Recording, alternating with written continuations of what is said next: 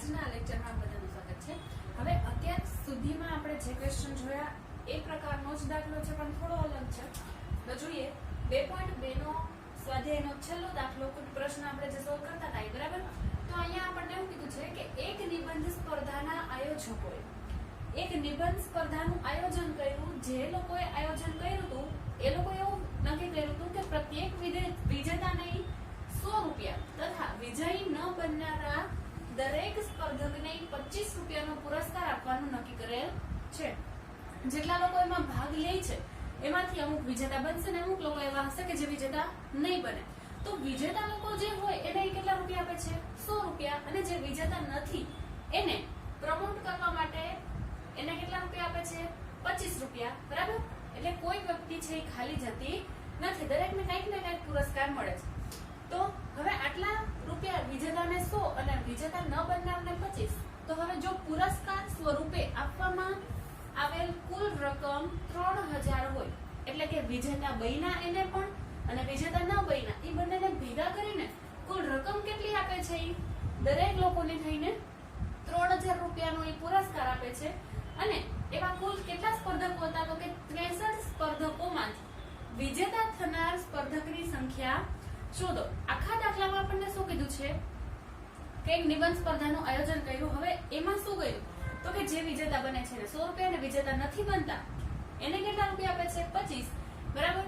તો હવે આ લોકોએ આવું નક્કી કર્યું હતું એમાં એ બધોય પુરસ્કાર જે આપી દીધો વિજેતા થનાર અને વિજેતા નથી થનાર દરેકને પુરસ્કાર આપ્યો તો એ કેટલા રૂપિયા એમાં વપરાણા છે? તો કે 3000 રૂપિયા। અને કુલ વિદ્યાર્થીઓ કુલ સ્પર્ધકો કેટલા હતા?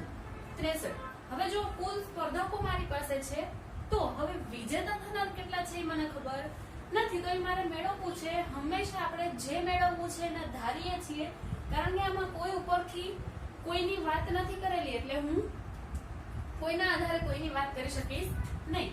તો હવે એમાં જેને ધારવાનું કીધું છે જેને શોધવાનું કીધું છે, કોને શોધવાનું કીધું? તો કે વિજેતા થનાર સ્પર્ધકો જેટલા છે જેટલાએ ભાગ લીધો છે એમાંથી વિજેતા થનાર સ્પર્ધકો કેટલા છે એને મારે શોધવાના છે। તો જે શોધવું હોય એને જ આપણે ધારીએ છીએ।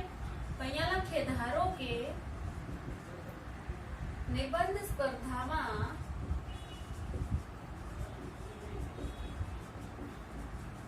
વિજેતા થનાર સ્પર્ધકોની સંખ્યા બરાબર કેટલા લઈએ છીએ અત્યારે? x। હવે જો વિજેતા થનાર અને વિજેતા નથી થનાર કુલ સ્પર્ધકો મારી પાસે કેટલા છે? 63। તો અહીંયા લખીએ કુલ સ્પર્ધકો ની સંખ્યા બરાબર કેટલી છે? 63। હવે જો જેટલા સ્પર્ધકો ભાગ લીધો છે એમાંથી વિજેતા થનાર છે એને મેં કેટલા કર્યા? x। કુલ સ્પર્ધકો કેટલા છે? 63। તો હવે એના ઉપરથી મારે વિજેતા નથી થયા એ લોકોની સંખ્યા જોતી હોય તો આપણે શું કરીએ છીએ? અથવા તમે ઉદાહરણ આપણે લઈએ ક્લાસનું, તો ક્લાસમાં જેટલા વિદ્યાર્થીઓ કુલ છે એની સંખ્યા ધારો કે 50 છે। હવે એમાંથી 10 વિદ્યાર્થીઓ છે એ ગેરહાજર છે તો હાજર કેટલા ગણાય? તો 50 માંથી આપણે શું કરશું? 10 બાદ કરી દે એટલે એટલા વિદ્યાર્થીઓ હાજર ગણાય। તો આમાં પણ એ જ ધ્યાનમાં લેશું। જો વિજેતા થનારની સંખ્યા મેં ધારી લીધી, કુલ સંખ્યા મને આપી છે તો વિજેતા થનાર નથી, જે વિજેતા નથી થયા એની સંખ્યા મારે મેળવવી હોય તો હું શું કરીશ? તો જે કુલ સંખ્યા હતી એમાંથી વિજેતા જે થઈ ગયા છે એને હું શું કરી દઈશ? બાદ કરી દઈશ એટલે મને મળી જશે કોની સંખ્યા? વિજેતા ન થનારની। વિજેતા ન થનારની સંખ્યા બરાબર શું થશે? તો કે કુલમાંથી વિજેતા થયા હોય એને બાદ કરીએ એટલે કેટલા થશે? 63 - x બરાબર। આ હવે મને 3 ની સંખ્યા મળી ગઈ, કુલ સ્પર્ધકો કેટલા છે એ મળી ગયું, વિજેતા થનાર સ્પર્ધકોની સંખ્યા અને વિજેતા ન થનાર સ્પર્ધકોની 3 ની સંખ્યા મને મળી ગઈ છે। હવે રૂપિયાની વાત કરીએ તો અહીંયા આપણને એવું કીધું છે કે જે લોકો વિજેતા થાય છે એ વિજેતા થનારને 100 રૂપિયા આપે છે। હવે આપણે પાછા ક્લાસ ઉપર જઈએ તો ક્લાસમાં જેટલા વિદ્યાર્થીઓ આવ્યા છે 50 વિદ્યાર્થીઓ હતા એમાંથી 10 કેવા છે? ગેરહાજર છે।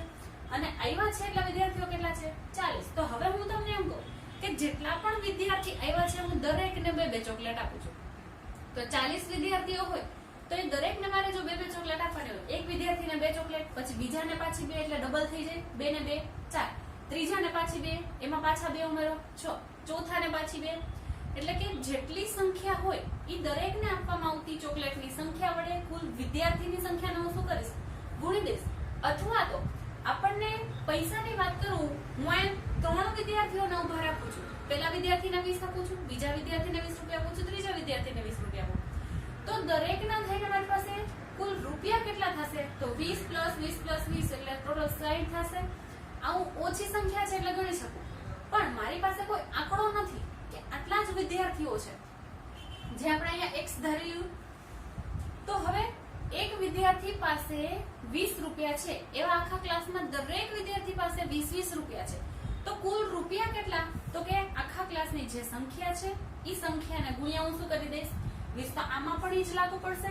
તો અહીંયા જો વિજેતાને કેટલા રૂપિયા આપે છે, 100 રૂપિયા, તો વિજેતા થનાર સ્પર્ધકોની સંખ્યા કેટલી છે, x. તો વિજેતાને આપવામાં આવેલ પુરસ્કારની રકમ મારે શું જોઈએ છે, જો કુલ રકમ એને વિજેતા થયેલા અને વિજેતા નથી થયેલા દરેકને થઈને આપ્યા, એમાં રકમ કેટલી થઈ, કુલ 3000. તો મારે હવે વિજેતા જે થયા છે એ લોકોને કેટલી રકમ મળે છે, વિજેતા નથી થયા એ લોકોને રકમ કેટલી મળે છે, અને બેયનો સરવાળો મને કેટલો મળવો જોઈએ, 3000. બરાબર. તો હવે અહીંયા જોઈએ, હવે શું થશે, મારે કુલ રકમ એને કેટલી આપી છે એ જોવી છે. તો અહીંયા હું શું લખીશ, વિજેતા થનારને આપવામાં આવેલી રકમ બરાબર શું થશે,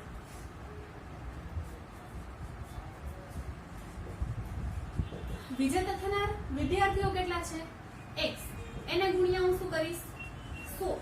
કારણ કે દરેક વિજેતા વિદ્યાર્થી જે છે એને કેટલા રૂપિયા આપે છે, 100 રૂપિયા. પ્રત્યેક વિજેતાને કેટલા રૂપિયા છે, 100 રૂપિયા. એટલે x ગુણ્યા 100 તો શું થશે, 100x. અહીંયા રૂપિયા, કારણ કે મારે રકમ કેટલી છે ને એની વાત કરવી છે. બરાબર. હવે હું અહીંયા શું જોઈશ કે વિજેતા નથી થનાર, એને વિજેતા ન થનારને આપવામાં આવેલી રકમ. વિજેતા નથી થયા એ લોકોની સંખ્યા કેટલી છે, તો કે વિજેતા ન થનારની સંખ્યા છે 63 - x. અહીંયા વિજેતા થનારની સંખ્યા x હતી, તો વિજેતાને કેટલા રૂપિયા આપે છે ને ગુણી દીધા હતા. હવે વિજેતા નથી થનારની સંખ્યા મારી પાસે છે કેટલી, 63 - x. 63 - x છે. હવે વિજેતા જે નથી એને કેટલા પુરસ્કાર આપે છે, તો કે 25 રૂપિયાનો. તો હું અહીંયા શું કરી દઈશ, 25 વડે ગુણી દઉં. બરાબર. 63 - x નો હું ગુણાકાર કરીશ કોના વડે, 25 વડે. તો હવે આને અંદર ગુણી દઈએ, કારણ કે કૌંસની અંદર જેટલી પણ સંખ્યા હોય એની સાથે 12 ની સંખ્યાનો વારાફરતી ગુણાકાર થાય. તો 25 ગુણ્યા 63. જો તમે સાદો ગુણાકાર કરો તો પણ જવાબ આવી જશે, હું જે શોર્ટ ટ્રીક થી કરાવું છું તો પણ જવાબ આવી જશે. સાદી રીતથી કરીએ, 63 ગુણ્યા 25, બે સંખ્યા છે એટલે 0, 2 3 6, 2 6 12 પ્લસ 5 3 15 ના 5 વધી 1, 6 5 30 ને 31. અહીંયા સરવાળો કરો, 5 6 ને 7, 3 ને 2 5 ને 1 એટલે કેટલા મળ્યા રૂપિયા, 15 75 એટલે કે 1575. હવે 25 નો ગુણાકાર 63 સાથે થઈ ગયો. પછી હવે કોનો જોઈએ છે, 25 નો ગુણાકાર x સાથે. તો બે ની નિશાની ધ્યાનમાં લઈએ, અહીંયા પ્લસ છે અહીંયા માઈનસ છે, પ્લસ માઈનસ માઈનસ 25 ગુણ્યા x એટલે શું થશે, રૂપિયા 25x. બરાબર. એટલે વિજેતા ન થનારને કેટલી રકમ આપે છે, 1575 માઈનસ 25x. અને વિજેતા થનારને રૂપિયા કેટલા મળે છે, રૂપિયા 100x. હવે એના પછીનું સ્ટેપ જોઈએ. તો હવે અલગ અલગ ની રકમ આપણને આપી હતી કે આ લોકોને આટલો પુરસ્કાર આપે છે અને આ લોકોને આટલો પુરસ્કાર આપે છે. તો એ દરેકને પુરસ્કાર સ્વરૂપે જે રકમ આપી છે એ કુલ રકમ મને કેટલી મળે છે, 3000. તો હવે અહીંયા જોઈએ, અહીંયા શું જોવાનું છે કે કુલ રકમ, અથવા તો લખીએ દરેક સ્પર્ધકને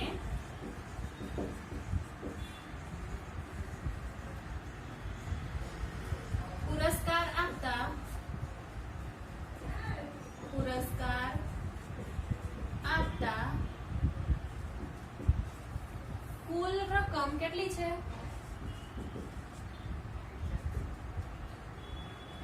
રૂપિયા 3000 છે.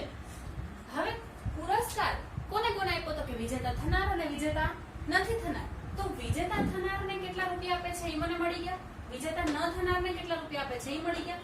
એટલે હવે એના ઉપરથી મને x મળશે. તો બંનેનો સરવાળો કરીએ ત્યારે મને 3000 મળે છે. તો હું અહીંયા શું કરીશ કે વિજેતા થનાર સ્પર્ધકોને આપવામાં આવેલ રકમ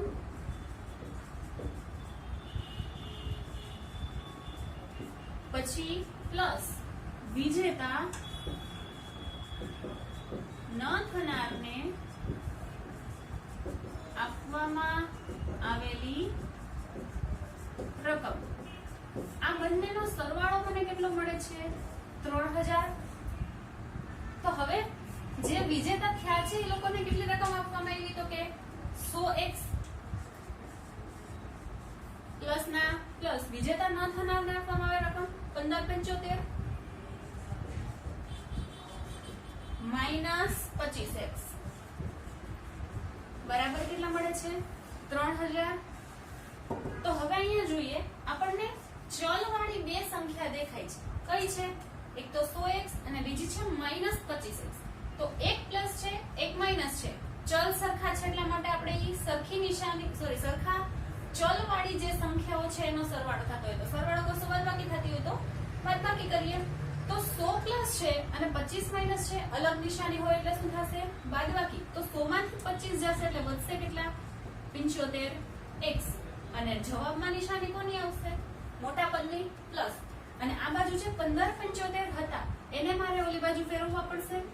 તો હવે ડાયરેક્ટ સ્ટેપ કરું છું. હવે તમે એટલી કેપેસિટી ધરાવો છો કે હું ડાયરેક્ટ સ્ટેપ કરું તો તમને ખ્યાલ આવી જશે. એટલે આ બરાબર 3000 એમને રહેશે.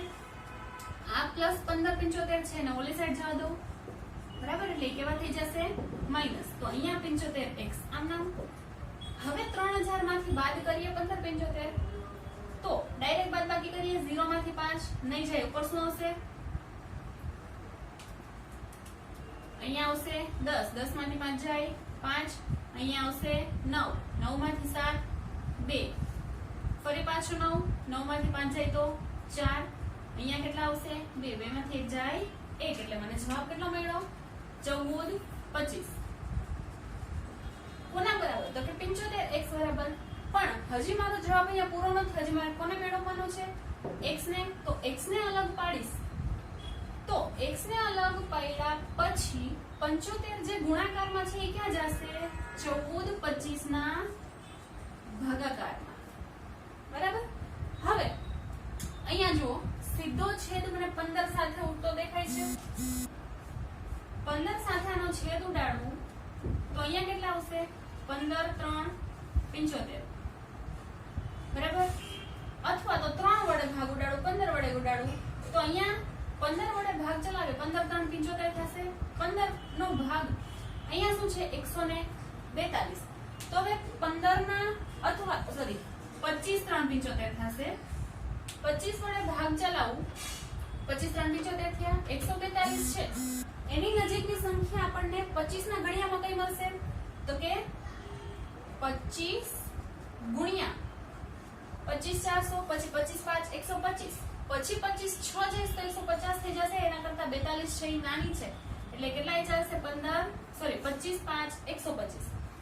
હવે 125 માંથી સોરી 142 જોતા હોય અને છે મારી પાસે કેટલા? 125. તો 42 સુધી જવા માટે મારે કેટલા ઘટશે? તો કે 25 થી હું ક્યાં જઈશ? 35 એટલે 10 આવ્યા. 35 થી 45 જઈશ તો 20 આવ્યા. પણ મારે 45 નથી જવું, 2 અપ રહેવું છે એટલે કે 42 સુધી જવું છે. તો એમાંથી 3 કાઢવા પડે એટલે 20 હતા એમાંથી હું 3 કાઢી નાખું એટલે કેટલા વધશે? 17. એટલે 142 જે હતા એની જગ્યાએ કેટલા વધશે? 17. તો અહીંયા 17 છે અને બાજુમાં 5 છે એટલે સંખ્યા કઈ બનશે? 175. તો 25 ના ઘડિયામાં 175 ક્યાં આવશે? તો કે 25 7 175 એટલે અહીંયા તમને મળશે કેટલા? 57. બરાબર. અહીંયાથી 25 25 કેન્સલ. હવે વધ્યા કેટલા? તો કે 57 ના છેદમાં 3. એના પણ છેદ ઉડશે કારણ કે 3 નો ભાગ આપણે ચાલશે 57 થી 3 1 3 57 નો ભાગ ચલાવીએ 3 વડે તો 5 છે 3 1 3 ભાગ ચાલશે જોતા ત્યાં 5 આવ્યા 3 વધશે કેટલા 2 બાજુમાં 7 છે એટલે 27 3 9 27 બરાબર એટલે અહીંયાથી જશે કોણ 3 3 એટલે x બરાબર તમને કેટલા મળશે 1425 ની જગ્યાએ 25 57 કેન્સલ 57 ના ભાગ પાડ્યા 3 19 તો 3 3 કેન્સલ થઈ ગયા અહીંયા વધ્યા 19 અને છેદમાં 75 ની જગ્યાએ 25 ને 3 ઉડી ગયા અને 3 પણ ઉડી ગયા વધ્યા કેટલા 1 એટલે મને x કેટલો મળ્યો 19 તો એ x શું છે તો કે વિજેતા થનાર સ્પર્ધકની સંખ્યા એટલે જે મને માંગ્યું તું એ મળી ગયું તો અહીંયા આપણે નીચે લખશું કે તેથી નિબંધ સ્પર્ધામાં વિજેતા થનાર સ્પર્ધકોની સંખ્યા કેટલી હશે 19 સ્પર્ધકોની સંખ્યા 19 હશે બરાબર અહીંયા આપણું આ સ્વાધ્યાય 2.2 છે એ પૂરું થાય છે અને આવા પ્રકારના જે દાખલા છે એની ખાસ પ્રેક્ટિસ જરૂરી છે કારણ કે હજી આગળ પણ તમને આવા કુલ પ્રશ્નો આવી શકે છે જો તમે આ દાખલામાં વ્યવસ્થિત ધ્યાન દીધું હશે તો તમને આગળના દાખલા છે એ આરામથી સમજાઈ જશે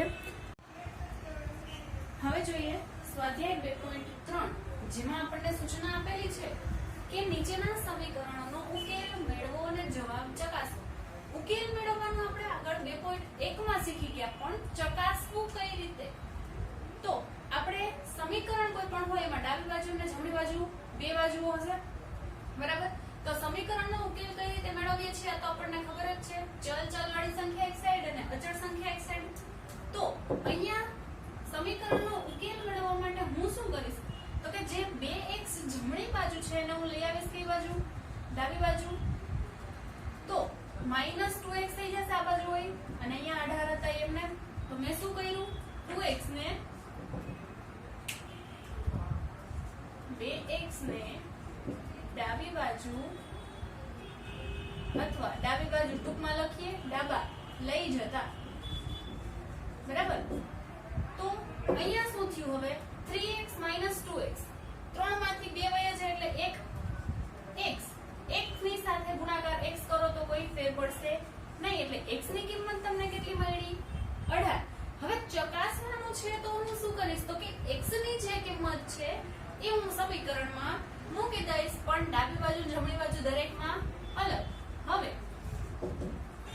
ડાબા બરાબર શું છે બરાબર ની ડાબી બાજુ કોણ છે 3x તો 3 ગુણ્યા કેટલા થશે x ની જગ્યાએ હું લઈશ 18 બંનેની કિંમત ડાબી બાજુ અને જમણી બાજુ બંનેની કિંમત જો મને સરખી મળે તો જ આ સમીકરણ છે એ સાચું છે એમ કહી શકાય ચકાસવાનું એટલે શું કહેવાનું છે કે સાચું છે કે નહીં તો 18 3 3 8 24 ના 4 વધી 2 3 1 3 3 ને 2 5 એટલે કે 18 3 કેટલા મળ્યા 54 હવે કોને લેવાનું છે જમણી બાજુને તો જમણી બાજુ શું છે સમીકરણમાં જુઓ 2x + 18 તો 2x ની જગ્યાએ શું છે 18 + 18 તો 18 બે કેટલા થશે 36 36 + 18 કરો આ બેનો સરવાળો 8 ને 6 14 ના 4 વધી 1 3 ને 1 4 4 ને 5 એટલે કેટલા મળશે 54 બરાબર એટલે અહીંયા તમને ડાબી બાજુની કિંમત ને જમણી બાજુની કિંમત x ની કિંમત મુકતા બે સરખી મળી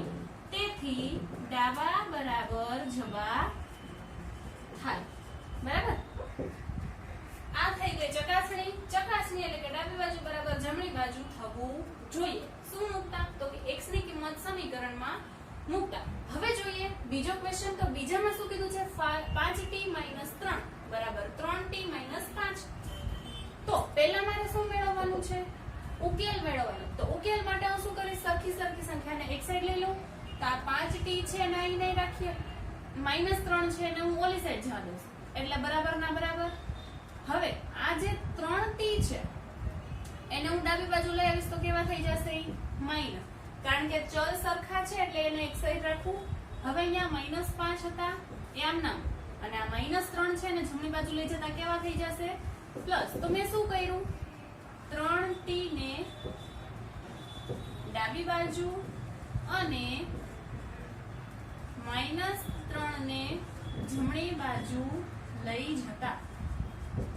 બરાબર. તો અહીંયા શું થશે 5t - 3t. 5 માંથી 3 જાય એટલે 2 અને t તો બે માં કોમન છે એટલે આવશે બરાબર.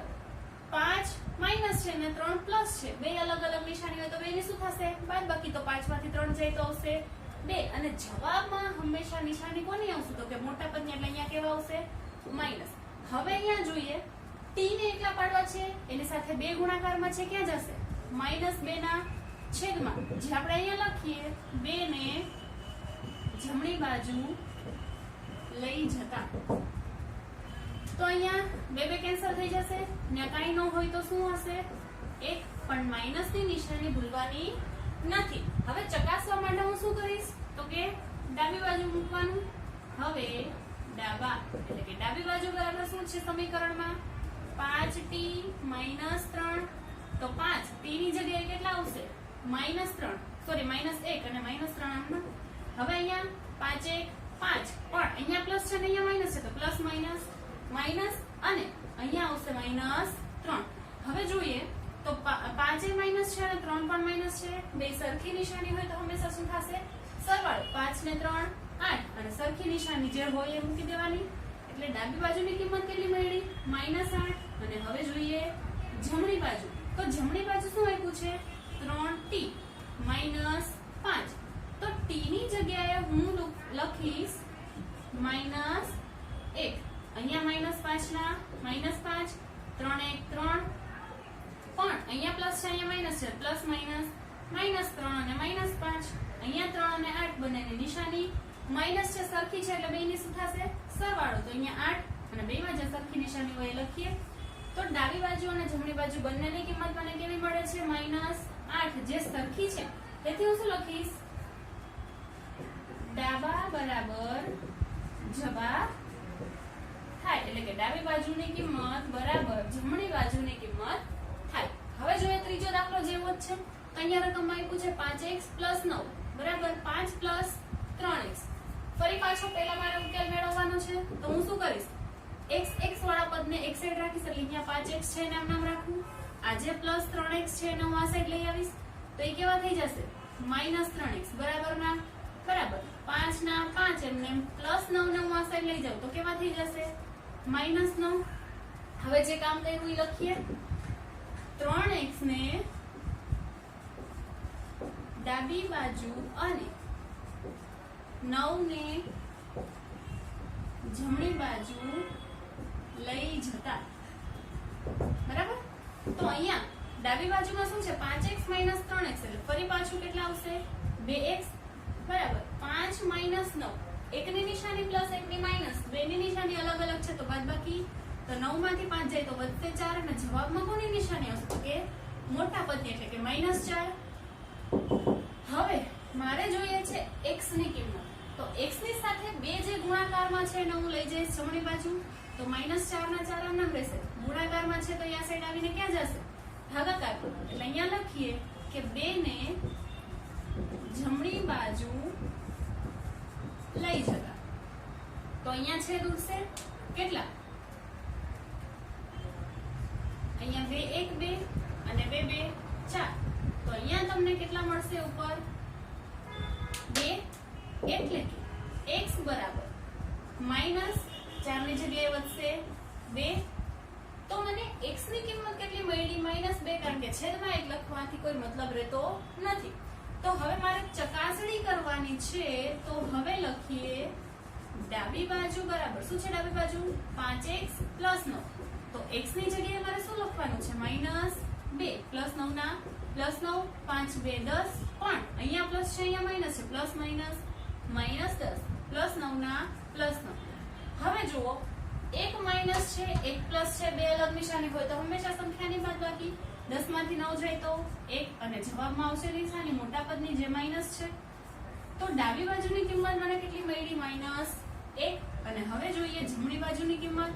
તો જમણી બાજુ શું આપ્યું છે 5 + 3x તો 5 અનનોન પ્લસ 3 x ની જગ્યાએ કેટલા આવશે -2 5 ના 5 પ્લસ 3 2 6 પણ અહીંયા પ્લસ છે અહીંયા માઈનસ છે પ્લસ માઈનસ માઈનસ હવે આપણને અહીંયા બે નિશાની ભેગી થયેલી દેખાય છે જેને આપણે ભેગી રાખતા નથી તો 5 અનનોન પ્લસ માઈનસ માઈનસ છે હવે જોઈએ તો 5 અને 6 બે અલગ અલગ નિશાની વાળા છે 5 છે પ્લસ છે 6 છે માઈનસ છે અલગ નિશાનીઓ તો શું થશે બાદબાકી 6 માંથી 5 જાય તો 1 અને જવાબમાં નિશાની મોટા પદની એટલે કે 6 ની તો ડાબી બાજુની અને જમણી બાજુની કિંમત મને સરખી મળી તેથી હું શું કહી શકું કે ડાબી બાજુ બરાબર જમણી બાજુ થાય બરાબર અહીંયા આપણે જે સમીકરણ આપ્યા છે એ સમીકરણના ઉકેલ પણ મેળવ્યા અને એની ચકાસણી પણ કરી કે ડાબી બાજુ બરાબર જમણી બાજુ થાય છે કે નહીં હવે આની પછીના જે દાખલા છે એ આપણે